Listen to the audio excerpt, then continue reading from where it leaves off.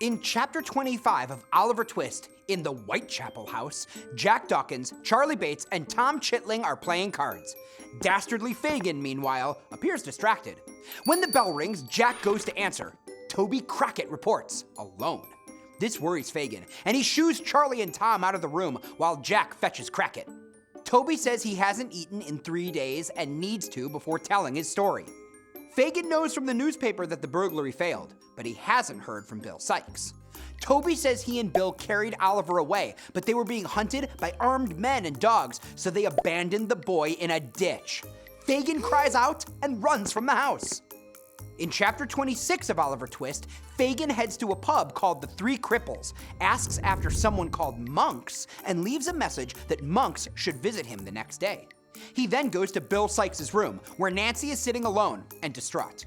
In their emotional exchange, it becomes clear that Oliver is more valuable to Fagin than any of his gang. He also lets slip that he himself is bound to a born devil that only wants the will, but has the power but he catches himself before finishing his thought, cutting himself off without going on.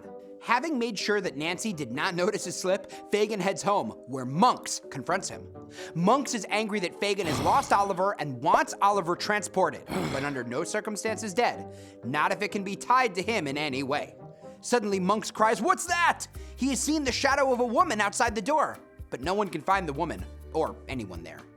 In chapter 27 of Oliver Twist, while awaiting Mrs. Corney's return, Mr. Bumble continues his sneaky inventory of her belongings. When she finally arrives, she's in a bad state, and the beadle pours her a teacup of liquid comfort, though he finishes half of it himself.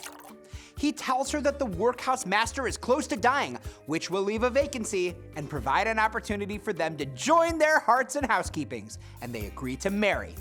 Mrs. Corney tells him that the old woman has died, but she does not tell him what she learned about Oliver's mother.